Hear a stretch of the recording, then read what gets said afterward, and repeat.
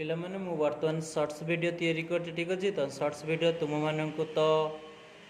सब किसी कह संभव न कारण शॉर्ट्स वीडियो गोटाए मिनिट जदि पिला माने तुम्हें डिटेल्स जानापी चाहूच तो कौन कर प्लेलिस्ट को जीव एक्सरसाइज 7.6 रे क्लिक कले तुम क्वेश्चन नंबर 10 बुझीपार ठीक अच्छे